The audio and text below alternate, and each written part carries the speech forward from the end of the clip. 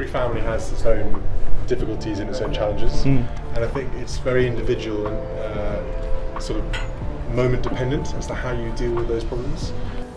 The first appointment that I accepted, and there had been previous invitations, and none of them had seemed at that stage something that I felt that I could go on with. Imagine this, a room full of power, a moment of celebration, and suddenly a single, careless whisper cracks the foundation of the royal family. What happens when the quietest member of the world's most famous dynasty, the one known only for her unrelenting hard work, is suddenly insulted by someone inside the inner circle? And not just insulted, but openly dismissed as out of touch? This isn't just about a fight over duty. It's about loyalty, pride, and the deep fault lines running through the palace that the public never sees. We're talking about Princess Anne, the hardest working royal, and the brutal reaction of Prince William when his aunt was publicly undermined by his stepsister, Laura Lopes. How high does the tension climb when a future king puts his foot down and refuses to let an insult against his family stand? Could one thoughtless comment truly trigger a private war between William and Camilla? And when the crown is on the line, does silence become more dangerous than shouting? Get ready, because the private drama behind the palace walls is far more shocking than any headline. An unexpected fire at Windsor. It started not with a bang, but with a sharp, casual whisper that froze an entire room.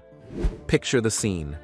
Windsor Castle, a night meant for pure celebration, honoring Princess Anne's unbelievable dedication. She had just hit a milestone, her 20,000th royal event. She is known as the hardest worker for a reason, juggling over 300 charities, constantly on the move, never looking for fame. She simply does the job. The gathering was a respectful nod to her years of tireless commitment, especially for groups like Save the Children. Prince William was there naturally, showing support for his aunt. He's always looked up to Anne, seeing her as the blueprint for handling royal duty without any fuss or fanfare. He expected respect, even admiration, for the woman who puts her entire life into the service of the crown. But then, the air shattered. Standing in a small group, sipping champagne, was Laura Lopes. She's the daughter of Camilla, and while she's an art curator and usually far from the royal spotlight, her position now as the king's stepdaughter means her words carry weight. Laura Lopes is the younger sister of Tom Parker Bowles, the oldest child and only son of Camilla and Andrew Parker Bowles. She should have been celebrating too. Instead, she let a sharp, thoughtless remark fly. Laura said something about Anne's way of working, that this intense, old-school view of duty was simply out of touch with what modern Britain needed. She basically suggested that younger royals, like William and Catherine, brought the real energy, implying Anne was a relic of another time. The words were spoken softly, maybe meant to sound casual, but they hit like a punch to the gut. Anne is not about fashion or seeking applause. Her life is service. To challenge her dedication in such a public, though private setting, even indirectly, was a direct attack on who she is. A few guests shifted uncomfortably, hoping the comment would just vanish into the high ceilings. But it didn't. William heard every single word. William is usually the image of calm, trained to handle sticky situations with grace. Yet, his loyalty to Anne, a woman who has held the monarchy together through rough seas, runs deeper than training. Anne was close enough to hear too. She kept her famous straight face, her usual stoic mask firmly in place. But those who knew her saw it, the very slight tightening of her lips, the sudden stiffness in her posture. She had faced criticism her whole life, but hearing it from family, in a place meant to honor her, hurt on a different level. To William, the insult was completely unacceptable. This was not a criticism from the public. This was a dismissive swipe from someone who holds no official role, undermining the woman who stands for unwavering duty. He saw red. The risk of making a scene was huge. One wrong moment, one flash of anger, and the headlines would explode. But his fury was visible. His hands clenched into fists, his gaze locked onto Laura, and his steps moved in her direction. He wasn't going to let this slide. The tension became a physical thing in the room. Conversations died. Glasses of champagne were abandoned. Eyes darted between the protective prince and the outspoken stepdaughter. This was the exact kind of internal drama the palace always tried to hide. William didn't yell. He didn't need to. The silence that followed Laura's comment made his anger louder than any shout could have been. Anne, ever the pragmatist, tried to save the evening. She quickly steered the focus back to her work, sharing light stories from her early trips with Save the Children. She thanked her supporters, trying to pour cold water on the blazing tension. The atmosphere softened slightly, but the strain remained. William stayed close to his aunt, his protective instincts on full alert, unwilling to forget the disrespect shown. That evening at Windsor Castle marked a dramatic shift. William's silent anger became the story, laying bare the fact that not all was harmonious inside the world's most famous family. The drama had only just begun. The unspoken divide deepens. The next morning, William sought out Anne for a private talk. He had tossed and turned all night, the anger festering. Though he usually hates confrontation, his fierce protectiveness of his family always forces his hand when he sees them hurt. Anne expected him. She knew her nephew was too loyal to let the issue go easily. They met at her place, Gatcombe Park. Anne listened to William vent his frustration, detailing how senseless it was for Laura, who only enjoys a connection to the family because of Charles's marriage, to criticize the woman who sacrificed everything for the crown. Anne, however, was calm. She simply shrugged it off. "You get used to it, William," she told him. "People always think they know better what this job should be." To her, it was just another shallow dismissal. But William saw things differently. He respected his aunt too much to accept her simply shrugging off such disrespect. He pressed her to address the behavior, especially when it came from within the family circle. He reminded her of the endless public appearances, the holidays missed, the reputation she single-handedly built for the monarchy. To him, ignoring Laura's words would be to dishonor all that effort. Anne, while grateful for his loyalty, advised him to hold back. She had learned that reacting only gave power to careless words. William's generation, though, understood the power of the media better. He worried that Laura's remark, even if contained, would eventually leak and be twisted into a damaging narrative of royal family division. For William, holding his tongue was not a sign of strength. It was a huge risk. Meanwhile, word of the tension reached Camilla, the queen consort. Once known as the other woman, Camilla is now the queen. Kind of. The new king's darling wife has become the queen consort. Laura was generally considered off-limits for public criticism, precisely because she wasn't a working royal. Camilla wanted to shield both Laura and her son Tom from the endless scrutiny and rough politics of the palace. She knew Laura could be outspoken, but she saw William's angry reaction as a massive overreaction that could only make things worse. King Charles found himself right in the middle. His primary role was to keep the family united, yet he also understood Camilla's deep need to protect her own children. He had worked tirelessly to make Laura and Tom feel included, even without official titles. Now, one impulsive comment threatened the fragile peace he had built. For William, this whole mess wasn't really about Laura anymore. It was about principle, respect for Anne, and by extension, respect for the crown itself. He left his talk with Anne, knowing he couldn't just drop it. He felt that either Laura or Camilla needed to acknowledge the harm done. This determination set the stage for a deeper, more private rift. William started to subtly withdraw from Camilla. Joint appearances became scarce. Conversations were clipped and professional. people inside the palace started to notice the frostiness. William had always been polite but distant toward his stepmother. Now, there was a visible chill that even the most experienced palace workers couldn't ignore. Outside, the public saw nothing but smiles, but within the ancient walls, a quiet battle was being fought. William remained stubbornly angry, Anne stayed calmly stoic, and Camilla was defensive and guarded. The atmosphere around the royal family had shifted, quiet but profound. The spark in the ballroom, an icy encounter. The problem didn't stay hidden in private rooms for long. The first place the tension broke through was at a big charity gala held at Clarence's house. This wasn't just any party. It was a glittery event full of famous artists and cultural figures, a world where surfaces matter. Laura Lopes, King Charles's stepdaughter, was there. She was confident, sharp, and entirely in her element, happily discussing her work as an art curator. She had built her life outside the royal sphere, and she felt secure in that success. But when Prince William and Catherine walked in, the atmosphere immediately soured. An uncomfortable electric energy settled over the crowd. People could feel the tension, sensing a deep, private argument had walked right into the room. Laura, holding her chin high, laughed with her friends, trying to project total confidence, talking enthusiastically about an exhibition she was organizing. Inside, though, she was defensive. She knew the gossip about William's anger and believed he was trying to bully her over a casual comment.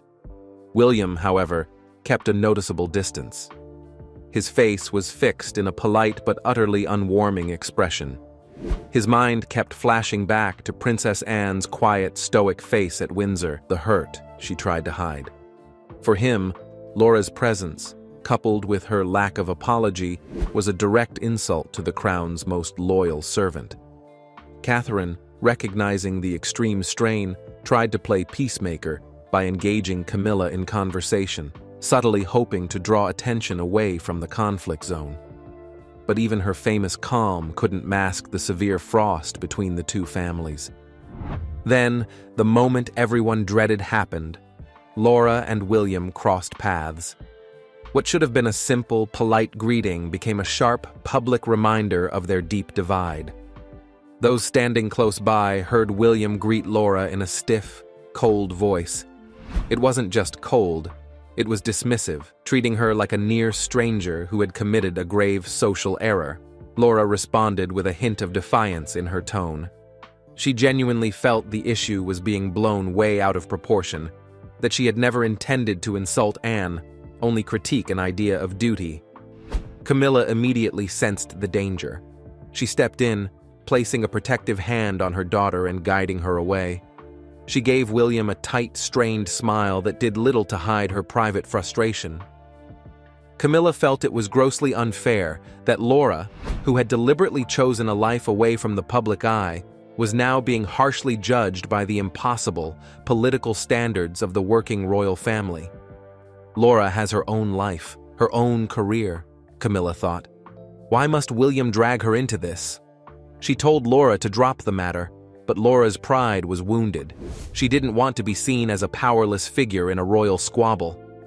Throughout all this, Princess Anne remained perfectly composed. She focused entirely on the guests, talking to donors and mentoring younger members of the royal household. Yet, later, Catherine admitted to friends that Anne seemed unusually burdened, carrying not just her heavy official duties, but also the unwanted heavy weight of this internal family conflict. The seed of discord had been planted, and it was growing fast, whispering through the palace staff. Whispers about William's obvious disapproval, Laura's critical comment, and Camilla's fierce reaction started to become the dominant internal topic. The risk William had worried about, that one careless word could become a widespread tale of family division, was quickly becoming a painful, undeniable reality. The family summons and the unsaid truth, Charles's dilemma. As the tension became impossible to ignore, King Charles realized the situation was spiraling out of control. He couldn't risk the media catching wind of this deep freeze. He called a private family meeting at Buckingham Palace to force everyone to talk, before things got worse. This was his nightmare, being forced to choose between his son's loyalty to the crown and his wife's need to protect her children. In a small, quiet drawing room, far removed from the public eye, William, Anne, Camilla, Laura, and Catherine sat in a heavy, uneasy silence. Charles started gently, stressing that family unity was absolutely vital. He reminded them all that the monarchy's standing in modern Britain was fragile, resting on public belief. Even small private arguments could seriously damage public confidence in the institution itself. His voice was measured, but his eyes, tired and worried, pleaded for peace. William spoke first, his voice firm and unwavering, driven by pure principle. He stated clearly that the remark aimed at Anne had crossed a fundamental line of respect. He shared his profound admiration for her decades of completely selfless work, detailing the sacrifices Anne made, missed family holidays, endless engagements. His words were powerful because everyone knew exactly how much he respected his aunt's dedication. He was speaking the truth of their institution. Laura refused to back down. She maintained she had meant no offense and felt her words had been dramatically overinterpreted. She explained again that she had spoken casually and never intended to attack Anne or her dedication. "I have my own life, my own values," she insisted. "I shouldn't have to apologize for a private opinion simply because I'm in this room." The size of the reaction still baffled her. Anne then stepped in, trying to bring peace. She acknowledged that the comment had caused hurt, but pleaded with everyone to stop the situation from getting any bigger. Her steady, resilient voice was a reflection of the strength she was known for, urging practicality over passion. Yet, even her calming words couldn't completely dissolve the charged atmosphere. Camilla then spoke, her voice sharp with frustration, seeing William as the one escalating the issue. She reminded William that her children had deliberately chosen to avoid public roles precisely to prevent this kind of intense scrutiny. She argued that dragging Laura into palace disputes was fundamentally unfair, since Laura had her own distinct life and career. William countered that any comments made by family members within the family circle carried enormous weight, regardless of their title or lack thereof. "Respect for duty isn't optional just because you don't hold a title," he stated, cutting to the heart of the matter. The meeting ended without any clear, satisfying resolution. Charles urged them all to find a way to reconcile, but he couldn't force them to agree. Anne left quietly, immediately returning to her work with her usual steady focus. William left feeling deeply unsatisfied, convinced that his core point about respect had not been truly acknowledged. Laura and Camilla, meanwhile, felt defensive and protected, believing Laura had been unfairly singled out. After that tense summit, the deeper divide quietly settled in, subtle but absolutely real. The public continued to see smiles and ceremonies, but inside the palace, trust had frayed. For William, this had become a major issue of principle and loyalty. For Camilla and Laura, it was about fiercely defending their private family's dignity. For Anne, it was simply another heavy burden to carry silently while she continued her duties. The quiet strength of enduring duty. No grand resolution followed. There were no public apologies and no dramatic reconciliations. Instead, the conflict settled into a cold, uneasy truce.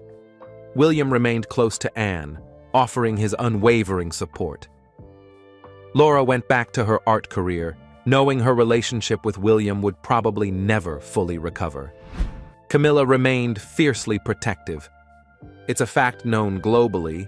One major news outlets like CNN often report, Princess Anne is the hardest working royal. She doesn't chase headlines, she just stacks up engagements year after year, achieving a quiet, legendary status through sheer effort. While others deal with social media buzz, Anne focuses on the job. Her reaction to Laura's criticism wasn't anger, it was an even firmer commitment to service. She showed that her old-fashioned view of duty was actually the unbreakable backbone of the monarchy. William, seeing this strength, respected it more than ever. He realized that sometimes the best answer to noise and gossip is unbreakable quiet service. He began to understand Anne's way, that enduring commitment is the greatest shield. The royal family continued. They moved forward, not because the hurt was magically gone, but because the job, the essential service to the crown, was bigger than any argument.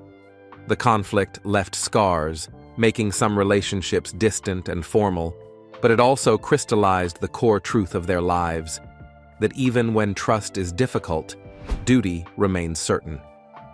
They carried on, separated by a thin, icy emotional barrier, but united by the ancient job they all share. The greatest strength of the monarchy, it turned out, wasn't perfect unity, but the ability to keep moving forward, side by side, even when the silence between them was heavy with unspoken words. This quiet, simple commitment, Anne's unwavering focus, William's protective loyalty, became their true, silent victory. They proved that tradition isn't about being old-fashioned, it's about being lasting. This powerful end to the conflict shows us that in the biggest family arguments, the winners aren't those who shout loudest, but those who continue to do the right thing, day after day. This silence, this unresolved tension, is what truly defines life behind the velvet ropes. And that makes you think, is your greatest strength the one you show in public, or the one you quietly prove when you've been hurt?